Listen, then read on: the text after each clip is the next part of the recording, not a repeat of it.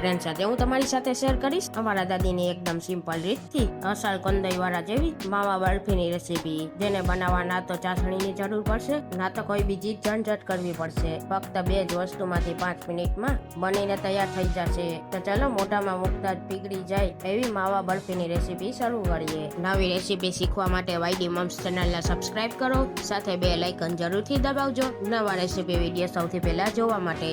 દાદીમાની જૂની રીતે ઝંઝટ વગર માવા બરફી બનાવવા વજનમાં 500 ગ્રામ અને 2 કપ જેટલો માવો લીધો છે, જેને ખમણીને મેં ઝીણો કરી લીધો છે. તેની સાથે માવા કરતા અડધા પ્રમાણમાં એટલે કે 250 ગ્રામ ને 1 કપ જેટલી ખાંડ લીધી છે.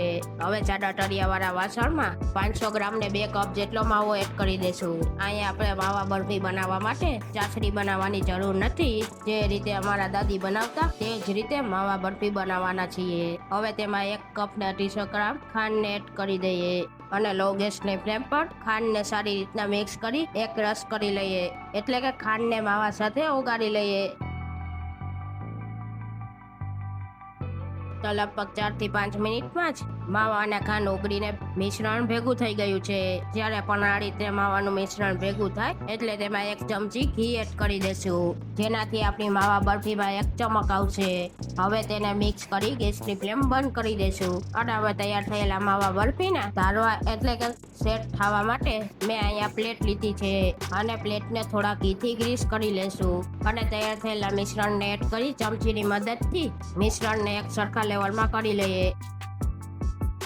તો મેં અહીંયા મિશ્રણને એક સરખા લેવલમાં કરી લીધું છે. હવે ઉપરથી થોડી બદામની કતરણ અને થોડી કાજુની કતરણને એડ કરી દઈએ અને હવે બરફીને સેટ થવા માટે 1 કલાક માટે રૂમ ટેમ્પરેચર પર રહેવા દઈએ. તો લગભગ 1 કલાક પછી માવા બરફીને જોઈએ તો તમે જોઈ શકો છો તો તે એકદમ પરફેક્ટ સેટ થઈ ગઈ છે. હવે છરીની મદદથી પીસ કરી લઈએ. તો મેં અહીંયા માવા બરફીના પીસ કરી લીધા છે. હાથની મદદથી એક પીસને જોઈએ તો તમે જોઈ શકો છો માવા બરફી એકદમ સોફ્ટ દેખાય છે. તો છે ને એકદમ સિમ્પલ અમારા દાદીની રીતથી માવા બરફીની રેસીપી મોઢામાં મૂકતા જ ઓગળી જાય એવી આ માવા બરફીને તહેવાર હોય કે વ્રતમાં કે પછી પ્રસાદ માટે બનાવવાની હોય તો આ માવા બરફીને એકવાર જરૂરથી બનાવજો. જો તમને મારી આજની રેસીપી ગમી હોય તો મારા વિડીયોમાં એક લાઈક કમેન્ટ કરી અમારા વિડીયોને ફ્રેન્ડ ફેમિલીમાં જરૂરથી શેર કરજો અને અમારી ચેનલને સબસ્ક્રાઇબ કરવાનું ન ભૂલશો. તો ફરી મળીએ એક નવી જ રેસીપી સાથે.